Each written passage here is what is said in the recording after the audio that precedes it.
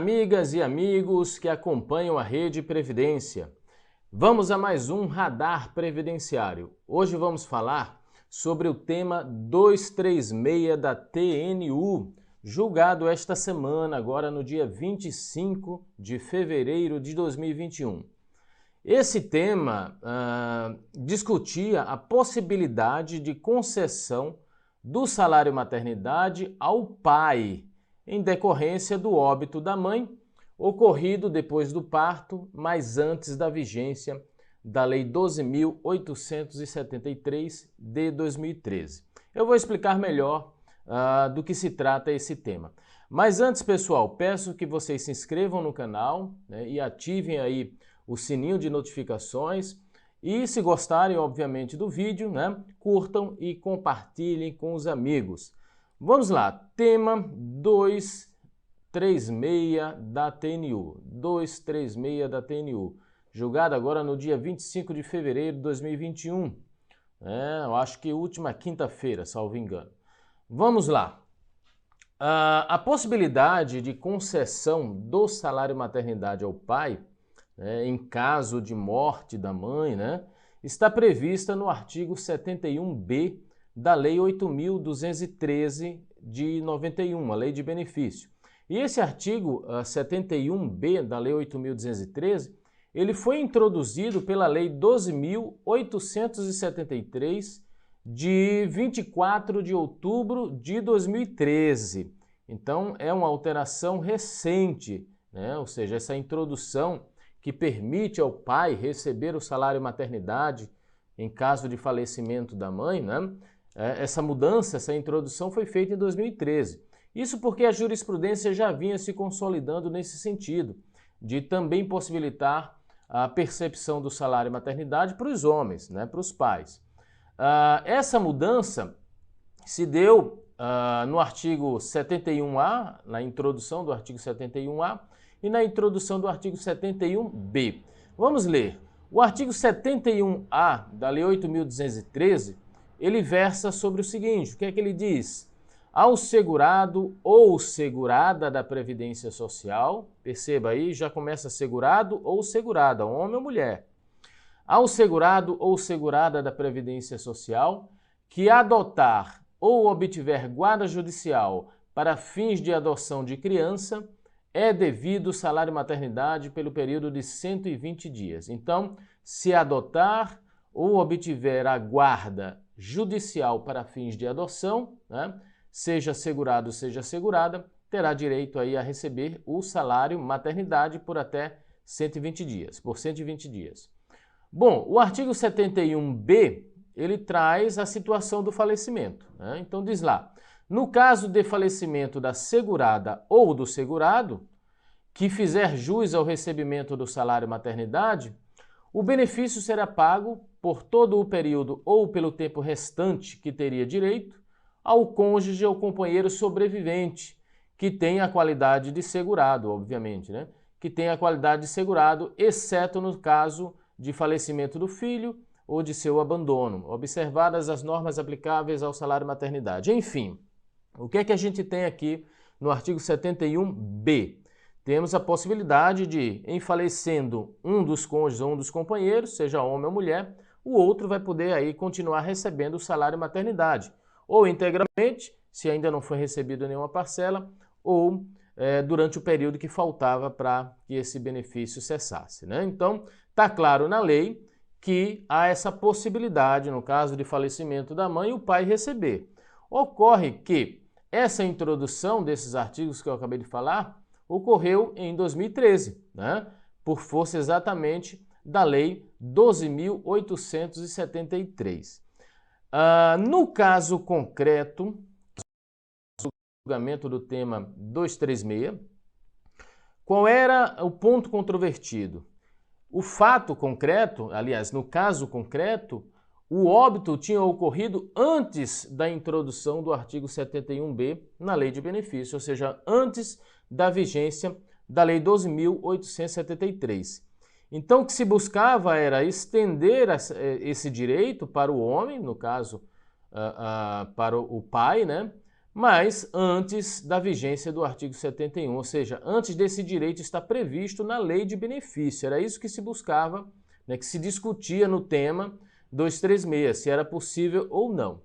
Então o tema ele chega à TNU por meio de um pedido de uniformização de jurisprudência do PEDILEF 007-2880, dígito 17, de 2013, né? E foi oriundo de Minas Gerais. Esse PEDILEF ele estava fundado na divergência entre entendimento da turma recursal de Minas Gerais e da turma recursal do Rio Grande do Sul. O que é que dizia lá, o que é que falava a decisão da TR de Minas Gerais? Vamos lá, rapidamente. Não entendeu a TR de Minas Gerais não ser possível a concessão do benefício ao pai, né? E sustentou a decisão no seguinte sentido, que não cabe a retroação do artigo 71b da Lei de Benefício, né, que foi introduzido, como eu falei, pela Lei 12.873 de 2013. Então não cabe essa retroação para atingir fato gerador anterior à sua vigência. Esse é o primeiro argumento da TR de Minas Gerais.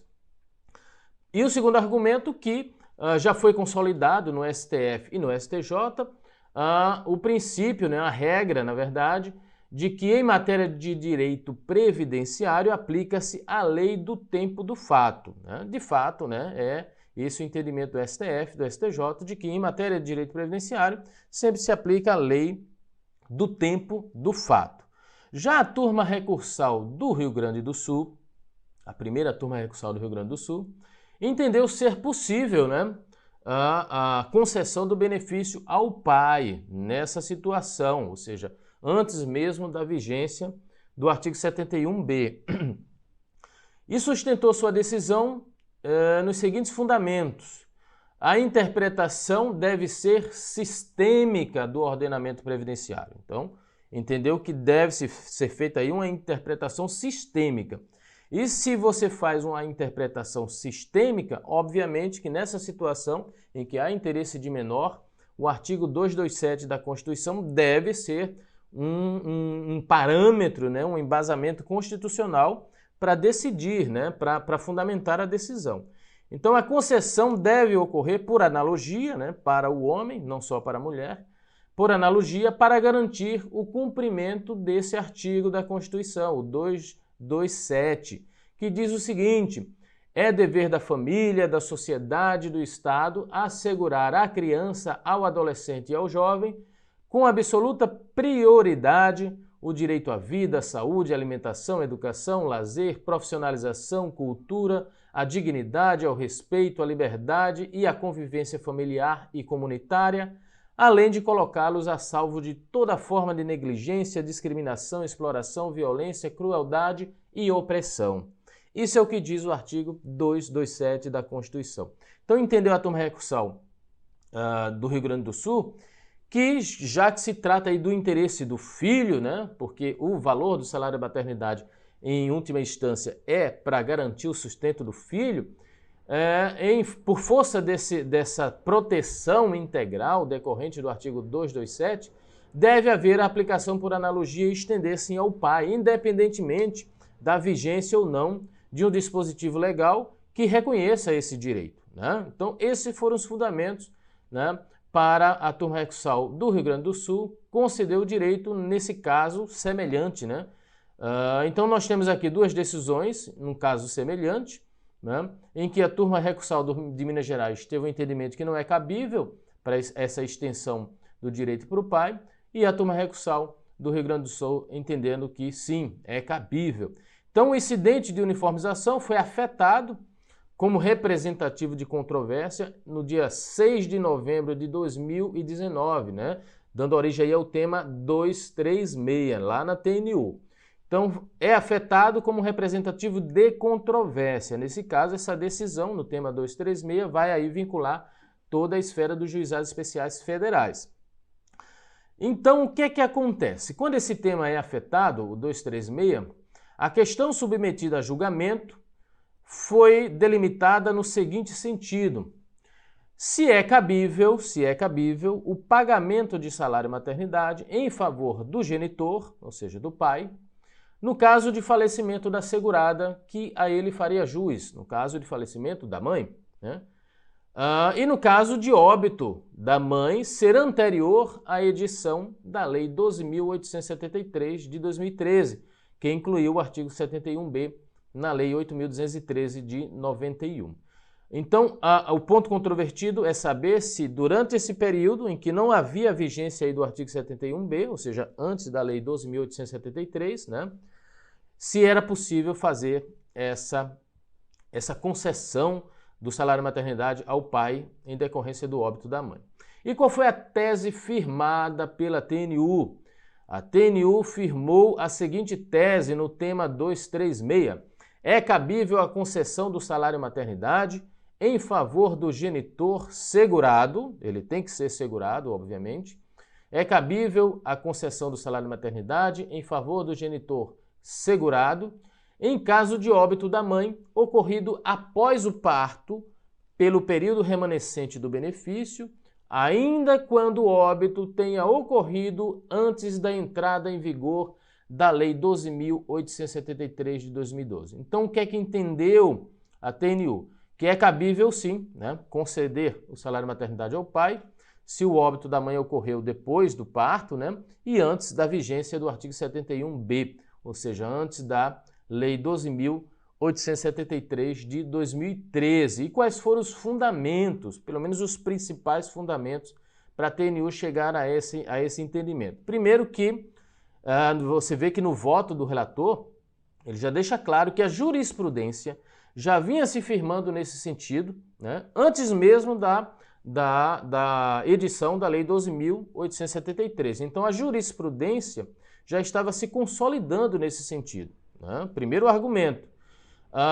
E segundo argumento, que deve imperar a primazia do interesse do menor, né? Ou seja, aí está a se discutir interesse de um menor, de uma criança. Então, a primazia do interesse do menor está acima de qualquer regramento aí, previdenciário expresso na lei. E o trecho mais importante que eu destaco aqui para vocês, que deixa bem claro essa questão da primazia do interesse do menor, lá da decisão diz o seguinte, olha, não se trata, pois, de conferir interpretação retroativa à norma previdenciária mais favorável. Ou seja, quis dizer que não se trata aqui de pegar o artigo 71b e dar a ele eficácia retroativa. Não é isso, não é isso na fundamentação da decisão da TNU. Eis que é pacífico o entendimento das Cortes Superiores em matéria previdenciária, no sentido da aplicação do princípio tempus regit actum, ou seja, aquele princípio de que se aplica em matéria previdenciária a lei do tempo do fato, né? Então, começou dizendo isso, que não se trata aqui de querer dar uma vigência retroativa ao artigo 71b, já que em matéria previdenciária isso não seria possível, né? Porque os tribunais superiores STF e STJ já afirmaram entendimento de que se aplica em matéria previdenciária a lei do tempo do fato. Cuida-se de investigar o alcance e sentido da norma originária estampada no caput do artigo 71 da Lei de Benefícios, da Lei 8.213. Então, o que é que ela quis dizer, que o relator quis dizer? Que não se trata de tentar retroagir o artigo 71, mas de dar uma eficácia, né, de buscar o sentido e o alcance da própria norma que prevê o salário-maternidade, ou seja, que já existia, artigo 71 da Lei 8.213, que já existia antes mesmo do 71b. Né? Para dele se extrair o significado que melhor se coadune à moldura constitucional e legal do benefício de salário-maternidade, ou seja, de se dar aí ao artigo 71 essa interpretação que se encaixe numa melhor harmonia, digamos assim, com o texto constitucional. No caso aqui, o texto do artigo 227, que acabei de ler anteriormente, ok? Então, para finalizar, o entendimento firmado pela TNU no tema 236 foi no sentido da possibilidade de concessão do salário-maternidade em favor do genitor, em caso de falecimento da mãe aí depois do parto e antes da vigência da Lei 12.873. Então não há mais o que discutir sobre essa questão, já que esse entendimento foi em sede de repetitivo, né? Ou seja, de representativo de controvérsia. Ok, pessoal? Então ficamos por aqui. Não esqueçam de curtir e compartilhar este vídeo, né? Muito importante para a gente. E se inscrever no canal e ativar o sininho de notificações, ok? Um fraterno abraço em todos vocês e até o próximo Radar Previdenciário aqui na Rede Previdência.